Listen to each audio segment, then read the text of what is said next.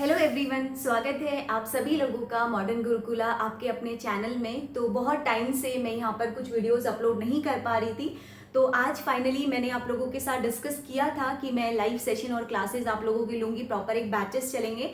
तो उसकी के रिगार्डिंग मैं पूरा डिस्कशन करूंगी। आप लोग एंड तक वीडियो को देखना। एंड जो आप लोगों के मन में बहुत ज़्यादा डर बैठ गया है, क्यों क्यों आज रीज़न क्या है, नीट 2024 का जो रिजल्ट है वो आपका निकल चुका है और जो इस बार का रिजल्ट आया है उसमें सबसे ज़्यादा हाई कट ऑफ आपकी गई है। लास्ट पिछले ईयर्स में कभी भी इतनी ज़्यादा हाई कट ऑफ नहीं गई थी, बट इस बार जो है आपकी कट ऑफ बहुत ज़्यादा हाई गई है।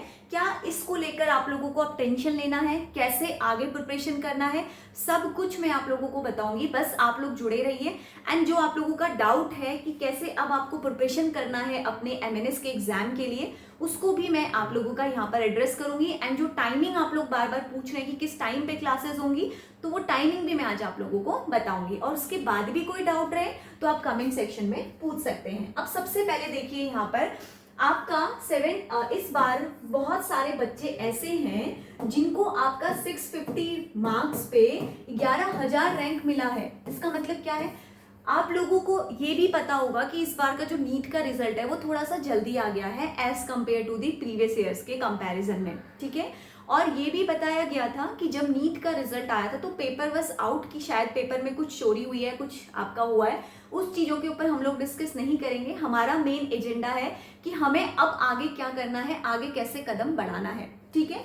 तो अगर मैं कह रही हूँ कि 650 में बच्चे को 11,000 रैंक मिल रही है, तो क्या इससे आपको डरने की जरूरत है, आपके अंदर डर पैदा होने की जरूरत है कि हमें एमएनएस पे कुछ इफेक्ट पड़ेगा, इसकी वजह से क्या आपका एमएनएस की जो सीट है उस पर कुछ इफेक्ट पड़ेगा?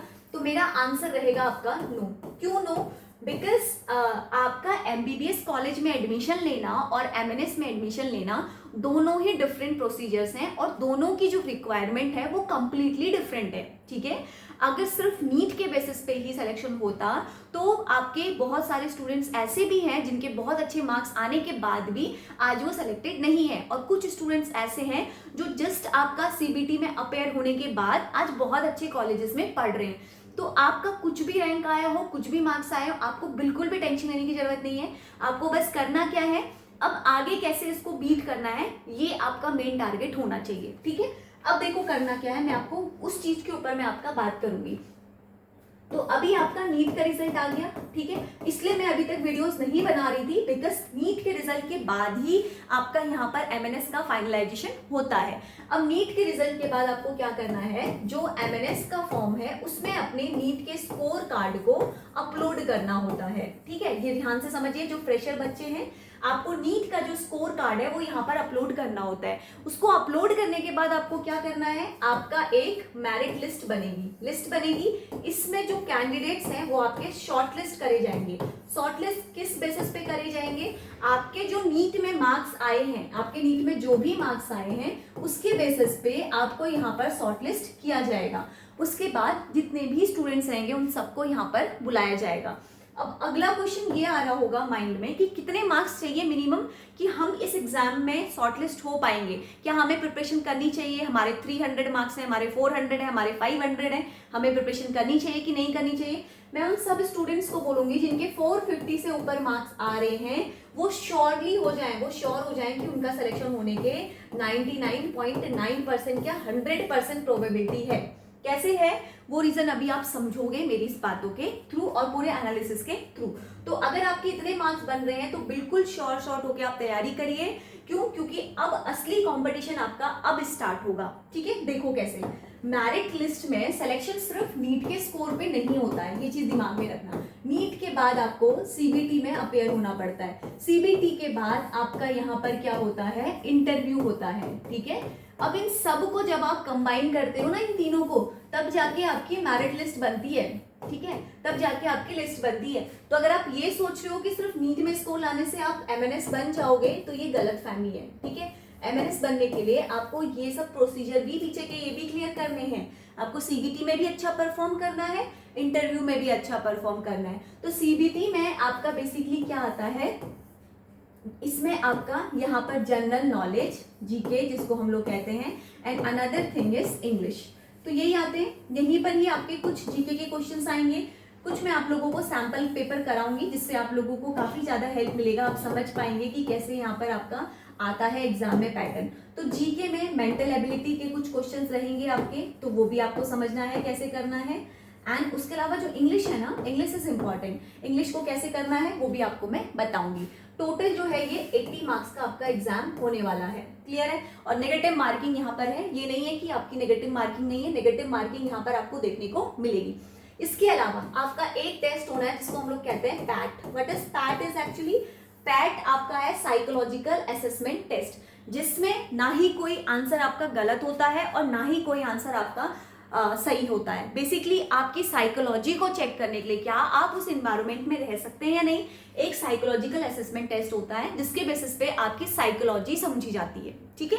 तो ये भी मैं आपको बताऊंगी कि कैसे इसमें क्वेश्चंस रहते हैं। उसके बाद आपका अगला स्टेज आता है दैट इज इंटरव्यू। तो इंटरव्यू में आपको बेसिकली आपकी पर्सनालिटी टेस्ट होती है। अब इंटरव्यू में कैसे क्वेश्चन पूछे जाते हैं, बेसिकली जो आपने पढ़े हैं 11th-12th में, थोड़ा बहुत साइंस के क्वेश्चन, बाकी जो करंट अफेयर्स में है, बाकी आप जिस एग्जाम में अपेयर हो रहे हैं उसकी इन्फॉर्मेशन, तो ये सब चीजें आपको चाहिए यहाँ पे, ठीक है। तो ये चीजों के लिए यहाँ पर पूरी तैयारी आपको कराई जाएगी, सीबीटी और इंटरव्यू दोनों चीजों की। उसमें मैं आपको अलग से जीके की प्रिपरेशन भी कराऊंगी एंड इंग्लिश की भी।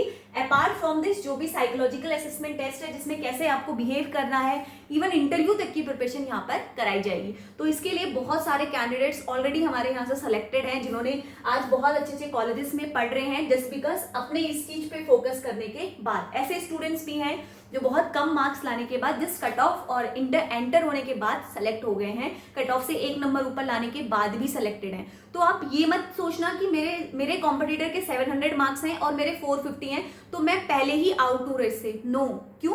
क्या पता उसकी हेल्थ में कोई इफेक्ट हो, क्या पता उसका साइकोलॉजिकल असेसमेंट अच्छा ना हो, क्या पता उसके इंटरव्यू में नेगेटिव मार्क्स आ जाए, कम मार्क्स आ जाए, क्या पता उसकी सीबीटी में लो स्कोर आ जाए। कभी भी अपने आप को किसी से कम नहीं समझना है, समझ रहे हैं।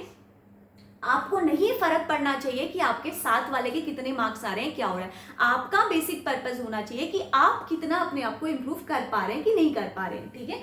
तो वही चीज यहाँ पर मैं आपको सारा चीज बताऊंगी, सीबीटी और interview. And apart from this आप लोग डायरेक्टली कॉल भी कर सकते हैं 8377 इस नंबर पे।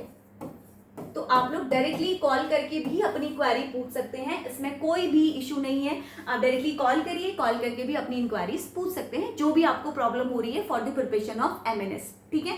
तो ये तो मैंने आपको बता दिया कि डरने की कोई बात नहीं है, यहाँ पर हिम्मत रखिए, अच्छे से पढ़ाई करिए, बिल्कुल सिलेक्शन होगा और आप ही का सिलेक्शन होगा, ठीक है।